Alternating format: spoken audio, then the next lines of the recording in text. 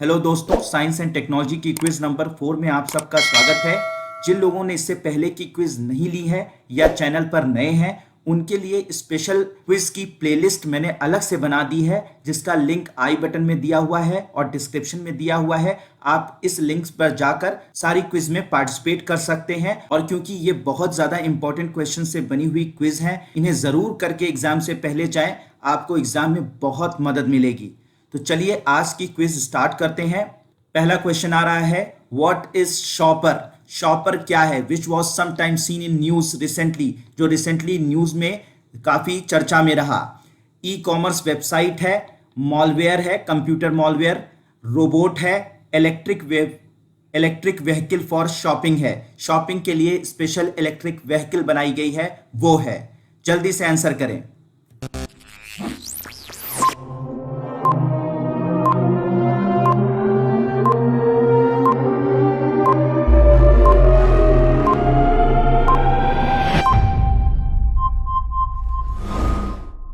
तो इसका आंसर है मॉलवेयर, एक कंप्यूटर मॉलवेयर है।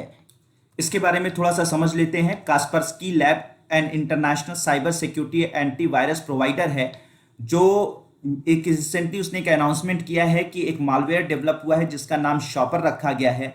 ये शॉपर करता क्या है कि जो आपकी सोशल मीडिया की साइट्स हैं, यानी फेसबुक है, ट्विटर है, आपकी इंस्टाग्राम है, उनका एक्सेस ले लेता है। और एक्सेस लेने के बाद क्या करता है, बहुत सारी कंपनीज होती हैं जो आपसे रेटिंग पूछी जाती है। अक्सर आप सोशल मीडिया पे देखते होंगे कि कुछ कंपनीज की रेटिंग आपसे पूछी जाती है कि आप इसे अपने एक्सपीरियंस के हिसाब से कैसी रेटिंग देना पसंद करेंगे, 1 to 5 स्टार रेटिंग में कौन सी रेटिंग देना पसंद करेंगे। तो ये जो मालवेयर है, ये आपके सोशल मीडिया अकाउंट का एक्सेस लेकर कंपनीज को बहुत ही जबरदस्त रेटिंग दे देता है, यानी 5 स्टार रेटिंग दे देता है, जिससे कि कंपनी की जो रेटिंग होती है वो इंक्रीज कर जाती है, बढ़ जाती है, और लोग इस पर जाकर खरीदारी करने लगते हैं या इसके जो भी सेवाएं हैं वो लेना शुरू कर देते हैं। भारत में लगभग 14% सोशल मीडिया अकाउंट इससे अफेक्टेड हुए हैं, लेकिन सबसे ज़्यादा इससे अफेक्टेड जो है वो रशिया के अकाउंट्स हुए हैं, सोशल मीडिया अकाउंट्स हुए हैं। तो चलिए नेक्स्ट क्वेश्चन की तरफ आगे बढ़ते हैं। दूसरा क्वेश्चन है, स्टिकनी, शक्लोवस्की, रोके एंड ग्रिल ड्रिग एक क्रेटर है। क्रेटर का मतलब होता है गड्ढे हैं। वो किस प्लैनेटरी बॉडी में पाए जाते हैं? मून, मार्स मंगल, फोबोस, वीनस।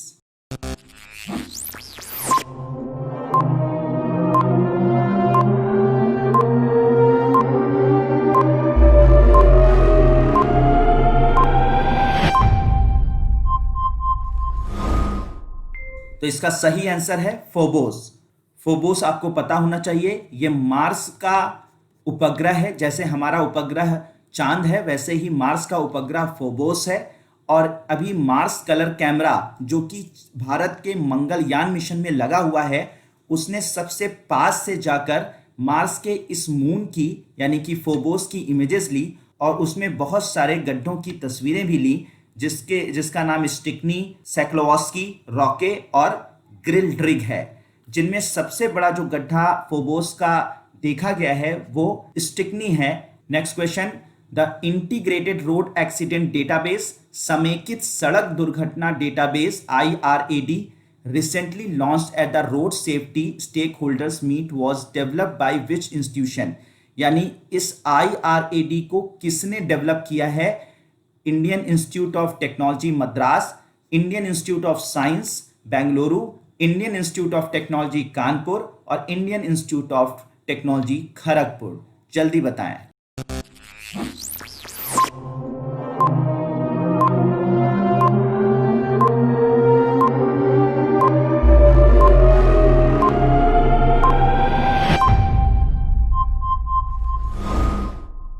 तो इसको लॉन्च किया है Indian Institute of Technology Madras ने।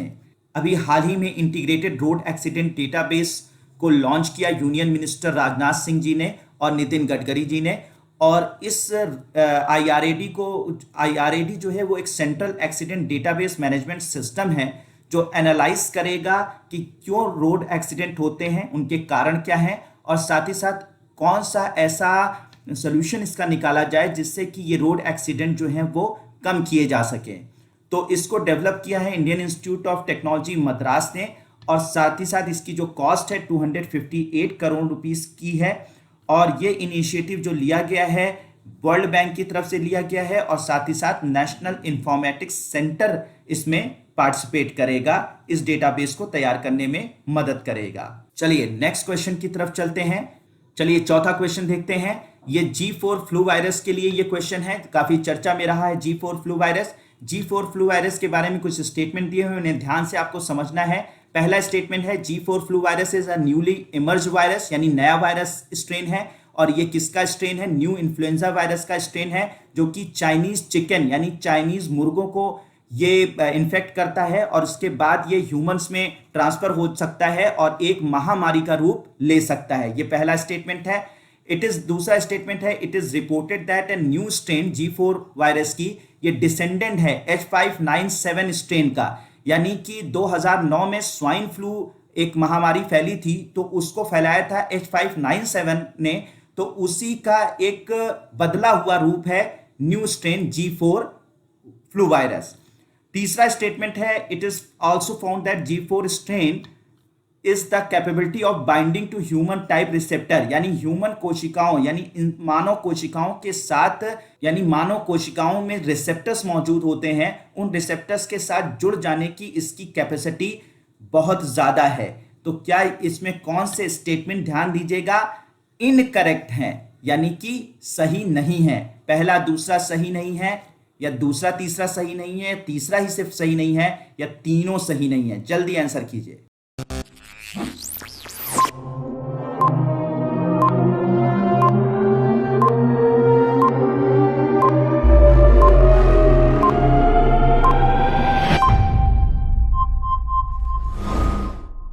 तो इसका आंसर है पहला दूसरा स्टेटमेंट इसका सही नहीं है, सिर्फ तीसरा स्टेटमेंट सही है। तो चलिए इसको थोड़ा सा समझ लेते हैं कि नया रिसर्च आया है जिसमें माना गया है कि जो ये रिसेंटली G4 फ्लू वायरस है, ये चाइनीज चिकन को इन्फेक्ट नहीं करता, बल्कि इन्फेक्ट करता है चाइनीज पिग्स को। H597 वायरस के बारे में बोला गया था दूसरे स्टेटमेंट में, लेकिन स्वाइन फ्लू को फैलाने वाला H597 वायरस नहीं है, बल्कि H1N1 वायरस है। तो दूसरा स्टेटमेंट भी क्वेश्चन का गलत था, और तीसरा स्टेटमेंट सही है, जैसे कि इसके अंदर कैपेबिलिटी होती है रिसेप्टर्स यानी ह्यूमन सेल्स के रिसेप्टर के साथ बाइंड करने की, उसके साथ जुड़ जाने की, और फिर अपनी फोटोकॉपीज तैयार करने की। पांचवा क्वेश्चन है, which of the following disease is also known as a black death in middle age? Middle age में ब्लैक डेथ किसे कहा जाता था, काली मौत किसे कहा जाता था, किस डिजीज को? मीजल्स को, खसरा, कावासाकी बीमारी को, काला आजार को, और बबोनिक प्लेग को? जल्दी बताएं।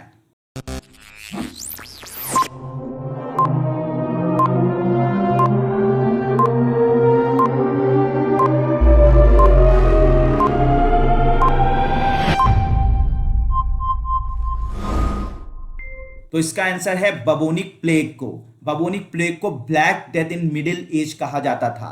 तो चलिए इसके बारे में थोड़ा समझ लेते हैं। एक्चुअली ये अभी चर्चा में क्यों आया, क्योंकि बयानूर सिटी है नॉर्दर्न चाइना में, उत्तरी चाइना में बयानूर सिटी है, वहां पर इसके केसेस बबोनिक प्लेग के देखे गए और रिपोर्ट किए गए। ये जो ब्लैक डेथ कही जाती, ये बबोनिक प्लेग जो है वो ब्लैक डेथ कही जाती थी मिडिल एजेस में, और हाईली इन्फेक्शियस है, बहुत तेजी से फैलती है और जानलेवा है, बहुत ही ज्यादा घातक है। ये चूहों से फैलती थी, एक जूनोटिक डिसीज है। जूनोटिक डिसीज उसे कहते हैं जो किसी जीव से, किसी एनिमल से फैलती है, उसे जूनोटिक डिसीज कहते हैं। तो ये एनिमल से ह्यूमन के में फैलने वाली बीमारी है, और इसके लिए रिस्पॉन्सिबल होता है bacteria Yersinia pestis. Next question है, भाभा कवच क्या है? Missile defence system of India, Bharat का मिसाइल डिफेंस सिस्टम है, इंडिया की लाइटेस्ट सबसे हल्की बुलेट प्रूफ जैकेट है। A project to protect a region from nuclear radiation, nuclear radiation यानी कहीं पर अगर न्यूक्लियर बॉम्ब ब्लास्ट हो जाए तो वहां के उस रीजन को प्रोटेक्ट करने का एक प्रोजेक्ट है। चौथा ऑप्शन है, बार्क भाभा एटॉमिक रिसर्च सेंटर की एक तकनीक है, जिसमें ये मैंगो की इस तकनीक की मदद से आमों की जो शेल्फ लाइफ होती है उसको इस तकनीक द्वारा बढ़ाया जाएगा। जल्दी से आंसर करें।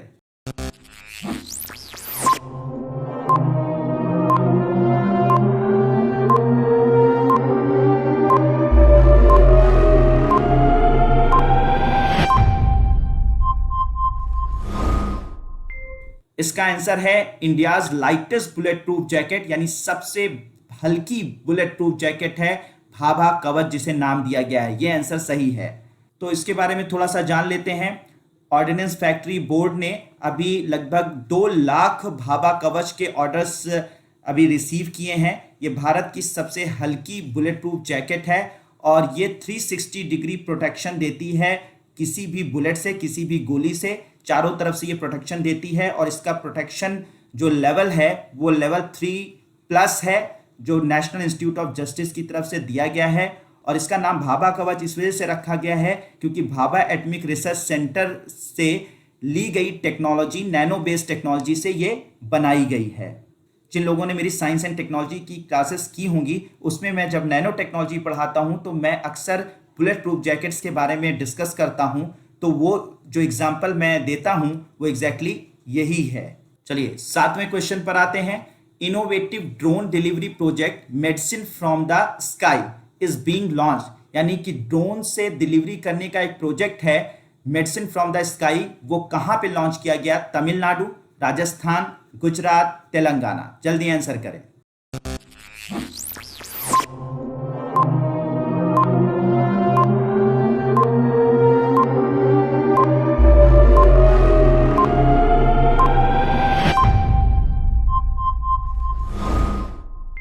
इसका आंसर है तेलंगाना। तेलंगाना में drone delivery project medicine from the sky launch किया गया है। इसके बारे में थोड़ा समझ लेते हैं। World economic forum, centre for fourth industrial revolution network ने एक बहुत ही इनोवेटिव स्टेप लिया है जिसमें ड्रोन की मदद से मेडिसिन, वैक्सीन्स, मेडिकल सैंपल्स और ऑर्गन्स की सप्लाई घरों में, हॉस्पिटलों में की जाएगी और इसे नाम दिया गया है मेडिसिन फ्रॉम द स्काई। ये तेलंगाना में स्टार्ट किया गया है और ये पार्टनरशिप प्रोग्राम है तेलंगाना गवर्नमेंट का और साथ ही साथ हेल्थ नेट ग्लोबल का ये पार्टनरशिप प्रोग्राम है। 8वां question. Recently the minister of state of culture and tourism has informed Lok Sabha about Jatan software, यानी जतन सॉफ्टवेयर के बारे में अभी लोकसभा में कल्चरल एंड टूरिज्म मिनिस्टर ने बताया। तो ये जतन सॉफ्टवेयर क्या है? Creation of digital collection in various tourist spot, यानी जितने भी टूरिस्ट स्पॉट्स हैं उनका डिजिटल कलेक्शन है, यानी कि उनका कंप्यूटर पर कलेक्शन है। सारे टूरिस्ट स्पॉट कंप्यूटर पर या वेबसाइट पर दिखाए जाएंगे।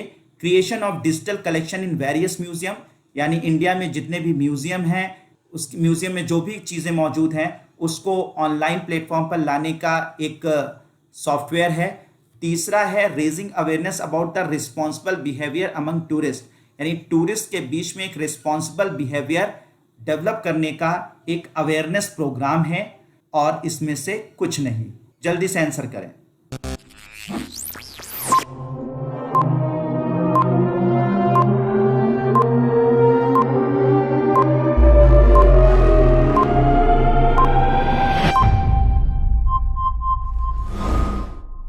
तो इसका आंसर है creation of digital collection in various museum, यानी भारत में जो भी म्यूजियम मौजूद हैं उन म्यूजियम को अब ऑनलाइन लाने की तैयारी है और इनको किया जाएगा जतन सॉफ्टवेयर की मदद से। एक तरीके का वर्चुअल म्यूजियम बिल्डर सॉफ्टवेयर है और इसका फ़ायदा ये होगा कि जितने भी रिसर्चर हैं, क्यूरेटर्स हैं और भी जो भी इस इतिहास में या फिर म्यूजियम की चीज़ों में इंटरेस्ट लेते हैं, बिना म्यूजियम में जाए वो उन सारी चीज़ों को ऑनलाइन देख सकेंगे और उन पर अपने रिसर्च कंडक्ट कर सकेंगे। तो इसको जो शुरू किया गया है human centre design and computing group, CDAC, यानी centre for development of advance computing, Pune Maharashtra ने इसको डेवलप किया है इस सॉफ्टवेयर को। 9वां क्वेश्चन है which of the following pair is are correctly matched spacecraft mission country region, यानी कौन सा इसमें करेक्टली मैच्ड है? Perseverance United State of America, Insight European Union, Hope Saudi Arabia, Tianwen China. कौन सा इसमें करेक्टली मैच है? पहला चौथा, पहला दूसरा चौथा, पहला तीसरा चौथा और सारे। जल्दी आंसर करें।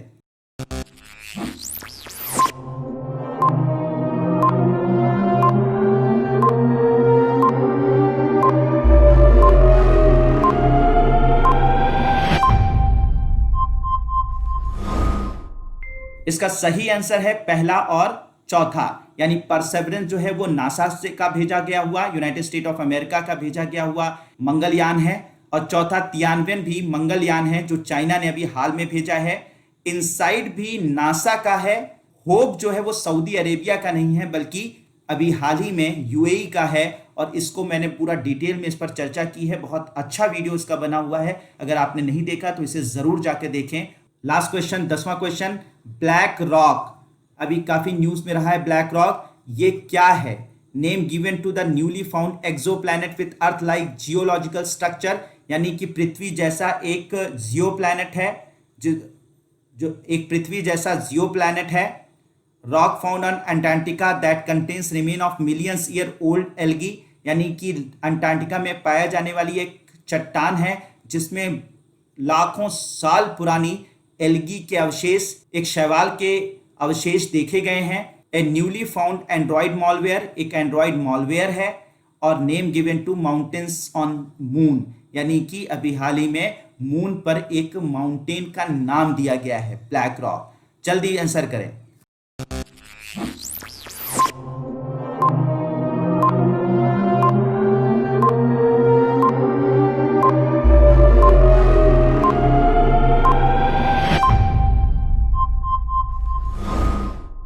तो इसका सही आंसर है a newly found Android malware. Malware के बारे में जिन्हें नहीं पता वो अच्छे से पढ़ लें, ये काफी क्वेश्चंस इस पर पूछे जा सकते हैं हर एग्जाम में। इसके बारे में थोड़ा समझ लेते हैं। सिक्योरिटी फर्म थ्रेट फैब्रिक ने इस मॉलवेयर के बारे में अलर्ट किया है ब्लैक रॉक के बारे में, और ये बहुत ही अच्छी स्मार्टफोन एप्लीकेशन में के जरिए इंस्टॉल हो सकता है। और जैसे आप ये करता क्या है कि जैसे आप किसी भी एप्लीकेशन में अपने क्रेडिट कार्ड या डेबिट कार्ड से सारी डिटेल्स भरते हैं तो ये वॉच करता रहता है ये मॉलवेयर, वैसे ही वो सारी इंफॉर्मेशन को चुरा लेता है और उसको एक सर्वर को सेंड कर देता है, सर्वर को भेज देता है, जहां से आपका सारा डेटा लीक हो जाता है। तो होप कि आप लोगों ने सबने बहुत अच्छा किया होगा। अगर आप 5 क्वेश्चंस के करीब आ रहे हैं, यानी 5 क्वेश्चन या इससे कम है, तो आप एवरेज में परफॉर्म कर रहे हैं। आप और मेहनत कीजिए, बेहतर कीजिए और करंट अफेयर्स पर फोकस कीजिए। आपके अंकों में सुधार आ सकता है, बिल्कुल आ जाएगा, मेहनत करनी पड़ेगी। अगर आप 7 क्वेश्चन के करीब सही कर रहे हैं तो इसका मतलब आपकी परफॉर्मेंस अच्छी है, काफ़ी अच्छी मानी जाएगी। और अगर आप 8, 9 या 10 क्वेश्चन सही कर रहे हैं तो इसका मतलब आप एक्सीलेंट कैटेगरी में आते हैं। तो आप अपनी परफॉर्मेंस को मेंटेन रखिए। तो होप कि ये जो सीरीज़ है आपको काफ़ी मदद कर रही होगी, तो आप इसके साथ बने रहिए, दूसरों से भी शेयर कीजिए जिससे कि ज़्यादा से ज़्यादा लोगों तक फायदा हो सके। Thank you so much, may God bless you.